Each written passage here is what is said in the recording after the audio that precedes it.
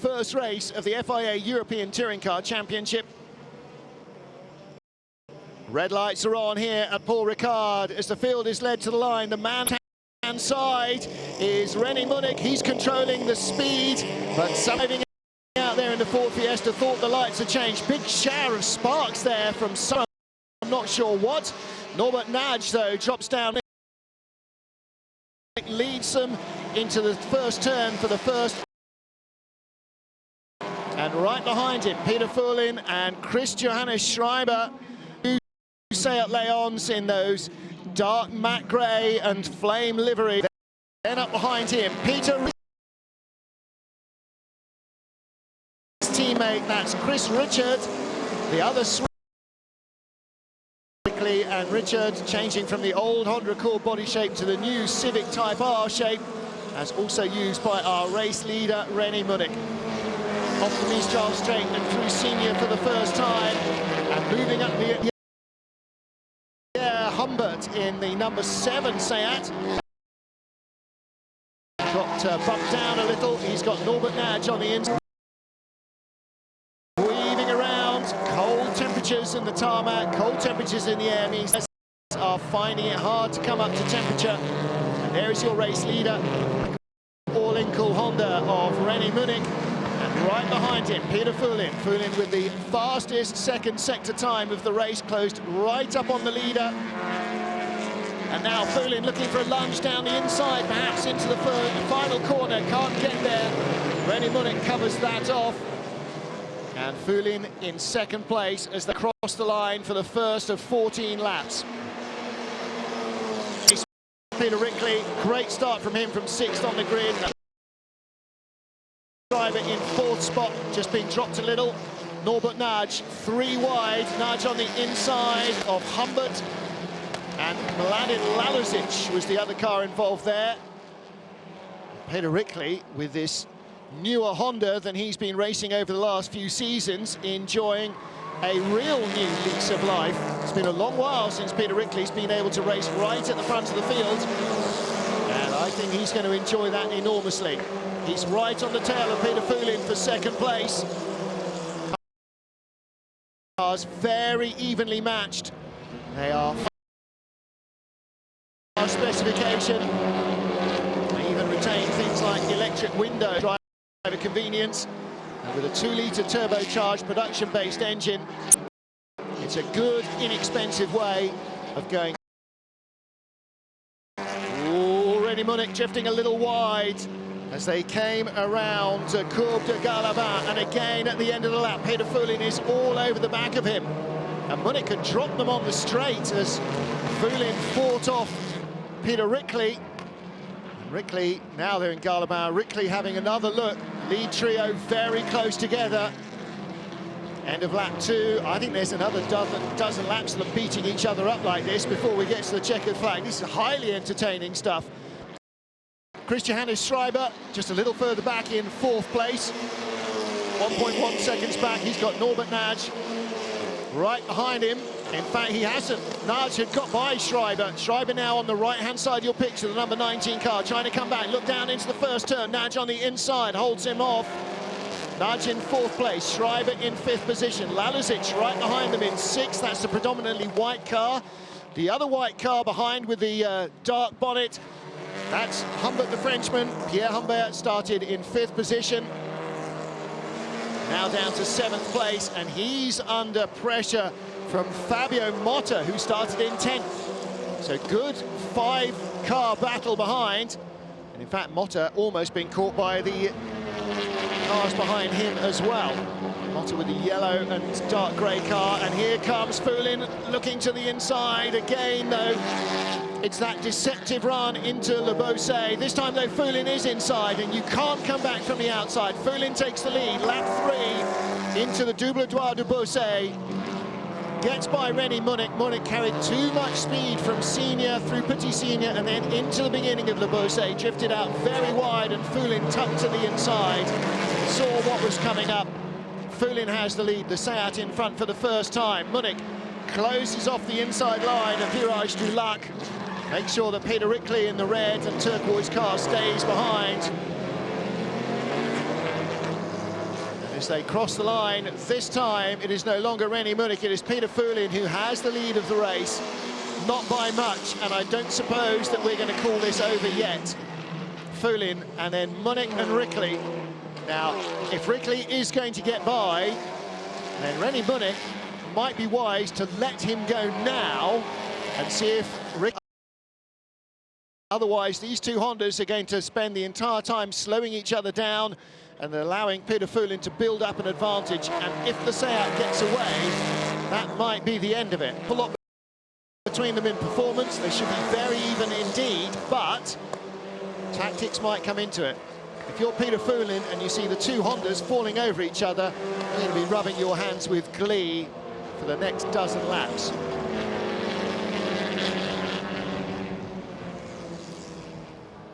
Behind this battle in third, for second and third, is Norman Nagy in fourth place, the dark grey and turquoise car. And by the end of this lap, Peter Foulin might be as far ahead of the Hondas as Nagy is behind in the other Seat. Rickley's throwing his car all over the back of René Munich, and Munich is not helping himself or Peter Rickley. What he is doing, though, is helping Peter Foulin. Foulin has raced a number of different cars now. He raced in the World Touring Car Championship last year when we were in Slovakia. That was his first ever race in a front-wheel drive touring car. He's predominantly raced BMWs before that in the European Touring Championship.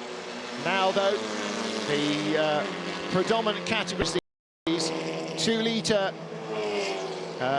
TN2 cars, this lower price car.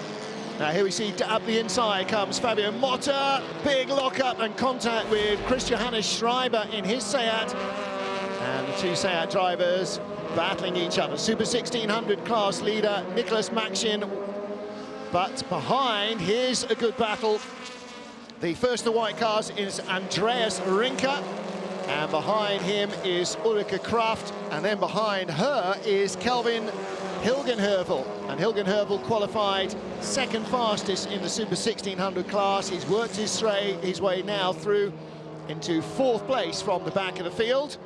Chris Johannes Schreiber looking inside. Fabio Motta can't get through. This is the battle now for sixth position, or let's say 6th, 7th, 8th and 9th. Alexander Artemyev and Pierre Humbert are behind them. Humbert is going backwards down the order, qualified 5th, and he's now down to 9th place.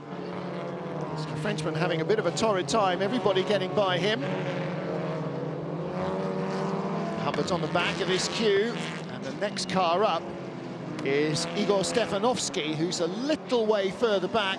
Stefanovski was 3.3 seconds behind after the last lap. I would say that is closer to 2 seconds now. Peter Foulin across the line, 1.6 ahead of René Munich. Peter Rickley just over half a second behind him, and Rickley may have decided to stop attacking now and to try and allow these two Hondas to slipstream together on the straights here and close up on the race leader.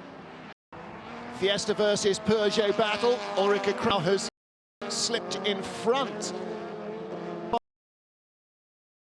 by Rinker's Peugeot.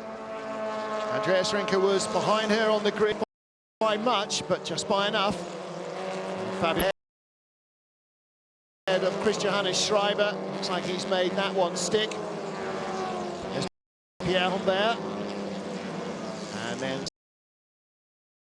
Alexander Artemyev. We didn't see that happen, but it has happened. And behind him, Fanovsky with a Macedonian flag on the roof. And then Chris Richard, the Swiss. You saw Richard facing the wrong way at the chicane at the beginning of the race. And the Swiss driver in the red Honda now desperately trying to recover some lost ground. His teammate lies in third. Oh, there we go, that's why. Artemyev seems to have forgotten that they weren't using the full Grand Prix circuit there. And, oh, right, darn. Yeah, he was expecting to go left and right there through the chicanes. Are cut through.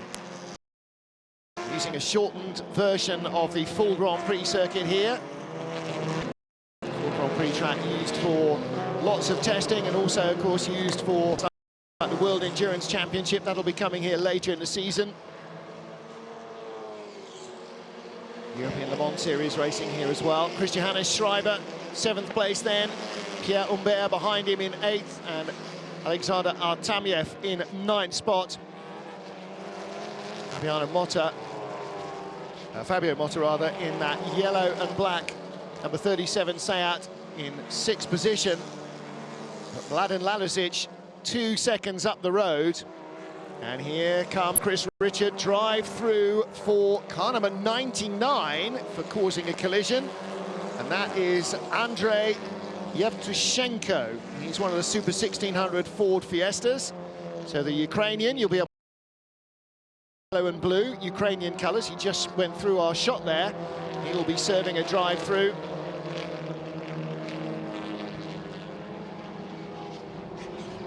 And just saw Daniel Niemann in his dark blue Fiesta pulling out of the way. There's the Ukrainian in front. And in fact, Niemann has moved in front of, or will move in front of the Ukrainian driver. There goes Mladen Lalisic as the leaders lap the 1600 cars. Peter Fulin, René Munich, Peter Rickley have already gone through. And now this is the group that is battling 5th, 7th, 8th, 9th, 10th. Christian Schreiber there with the Swiss flag in the window. The grey car, number 19, he lies in 7th place. There's Norbert Naj, still in 4th. Bit of a lonely race for him, all on his lonely. Long way behind 3rd, decent way ahead of 5th. He's 4.9 seconds behind the 3rd place car, Peter Rickley, and 5.9 ahead of Mladen Lalisic. I think that is the dictionary definition of a lonely race. 5 seconds, no one, and 5 seconds behind you on the road, there's no one. That is dull. He needs to either speed down to have a bit more fun, I think. Lalisic group through the chicane and back onto the Mistral. And then increasingly steep rise up to Senior. This will be flat in top gear. And there you can see Ulrike Kraft closing in on number 88. That's the car of Kevin Hilgenfergel. Also the incident that the Ukrainian got pinged for. Yep, what can you do? Boys will be... And Hilgenfergel, very interesting abuse of track limits on the inside there to try and hold off Ulrike Kraft. Didn't work. Kraft goes through. Hilgenfergel from the back of the field in the Peugeot, caught and past the Fiesta driver, and does again. Track. Kraft goes off. Peter Rickley comes through, chasing the man René Munich. A long way through on the inside of the Courbe de Galabin. It's definitely not the approved line. However, he did at least pass her cleanly down into Virage Dupont and keeps his nose in front as they get down to the first turn, Pigned. Little cut through between the main straight and rejoining Hartwell, partway up the Mistral. So this is the battle for 2nd place. Nicholas Machin a long way clear of this. We've barely seen Machin. I'm not sure we've seen him at all. There he is. That's him with the Technicolor yawn on the bonnet. There you are. That was it. That was his entire coverage for the race, because he's 7.5 seconds clear of this battle. And you sort of sense that the battle for 2nd place in Super 1600 might be a little more entertaining. Race leader Peter Fulin a long way in front.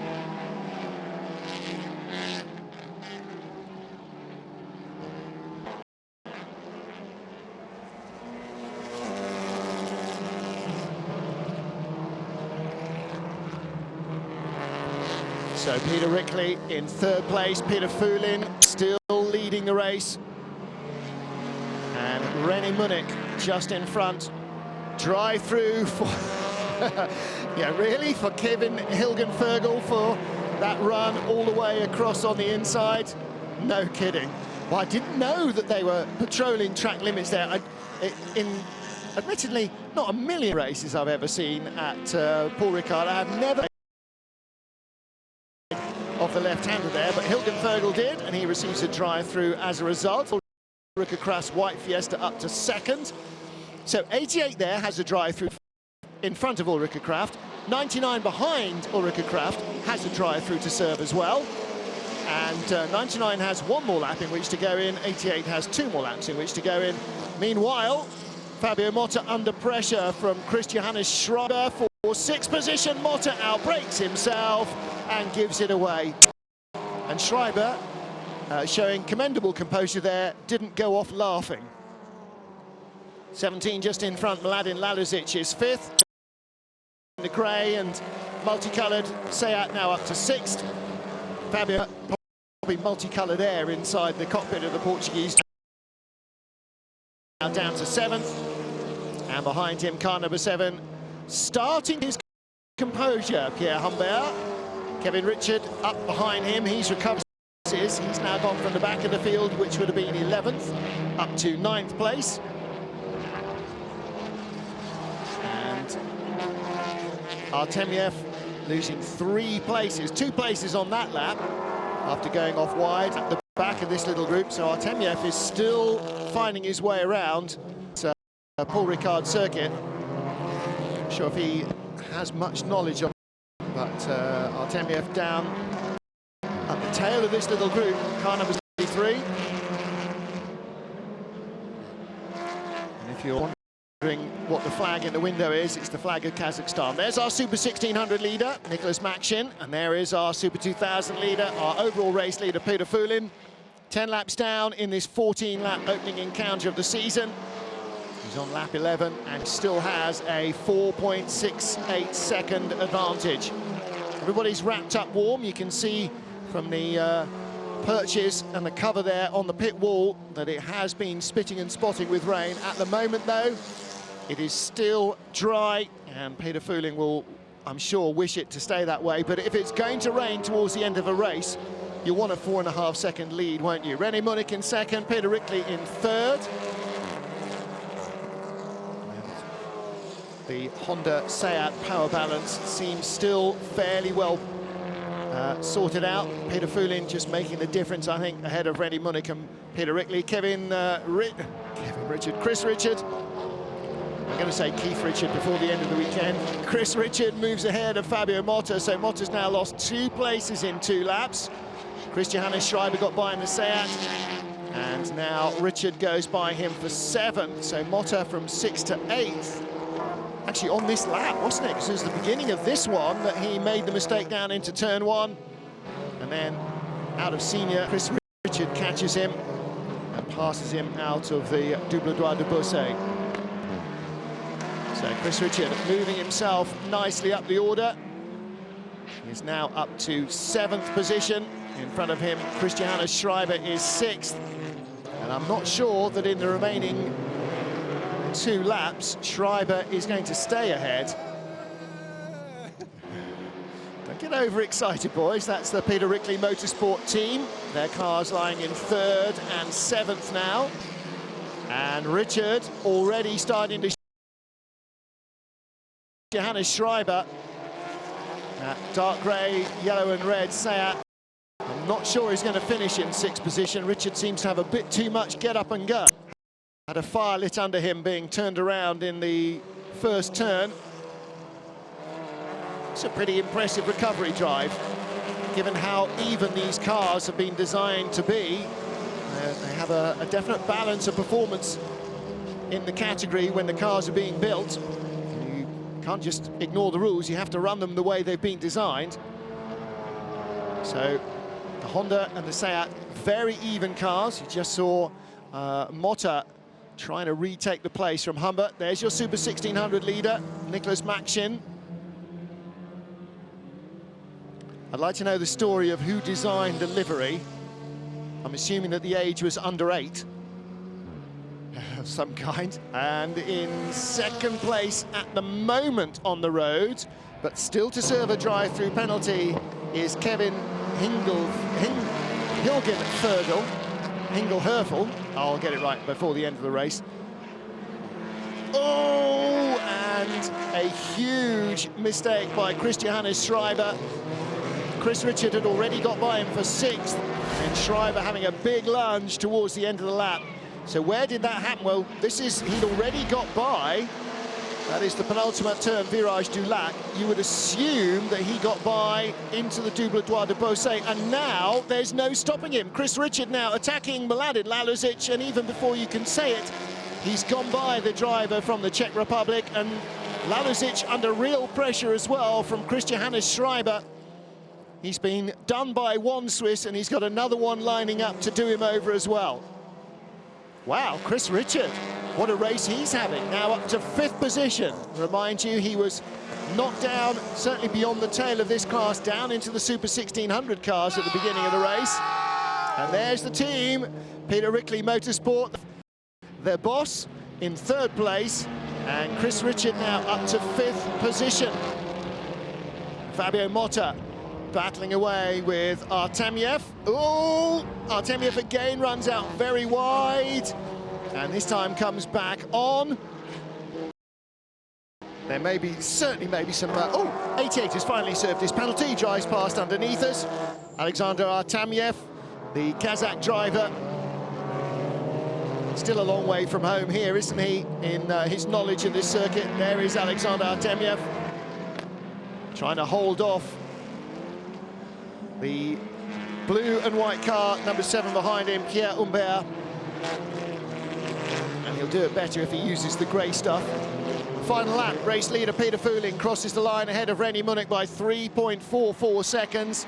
So the gap's come down, but Peter Fouling can allow it to come down. And the battle for second. What's happened to Ulrike Kraft? She was going to be in 2nd place. She was behind 88, who serves his drive-through. She is now down to 4th place in Super 1600. And in 2nd, this is the battle for 2nd at least, or was, Andreas Rinker in the Peugeot 207, the first of those 2 white cars. And then behind him, Thomas Koreny, the Czech Republic driver, in his white Fiesta. So has the 99 car served its penalty? We could see the car there of Andrei Yevchenko. Looks like he has, because the leaders have caught past him again, and mistake. And that is the 2nd place Fiesta, or is it? No, that's Ulrike Kraft trying to stay out of the way of Peter Fouling, the race leader, and she spins the car away. Well, that's not going to help her Super 1600 position either. Peter Fouling, though, romping away once he took the lead from René Munich, and he claims victory, the opening race of the FIA European Touring Car Championship here in Paul Ricard. Victory for Peter Fouling, the driver from the Czech Republic in the Seat, claims the win. René Munich 2nd in his Honda, and Peter Rickley 3rd in his Honda. And then in 4th place will be Norbert Nage, and it's all arms and elbows for the minor positions. Chris Richard in 5th, Mladen Laluzic, the white car, in 6th. 7th will be Christian Schreiber, and 8th, everybody else. Artemiev got Motta at the line. Artemiev by 32 hundredths of a second ahead of Fabio Motta. And this is Christian Schreiber with Mladen Laluzic. Laluzic, rule 1 of front-wheel drive cars, keep your foot buried and let the engine pull you back out of trouble, and that's what he did. Super 1600, out of trouble all the way from the start was Nicholas Maxin. Really good run from Maxin. He's got a lot of experience in the Super 1600 class. 21-year-old champion in Super 1600 last year in the European Touring Car Championship opens his title defense with a win. Cars heading to the grid for the 2nd race of the afternoon in the FIA European Touring Car Championship here at the circuit Paul Ricard Le Castellet between Marseille and the Mediterranean. But it's not a Mediterranean day, at least not the sort that you fantasize about when it's cold, wet and miserable at home, because it's cold and grey and dull here. Very windy weekend, a fair share of rain as well. Nothing so far on race day for the FIA European Touring Car Championship.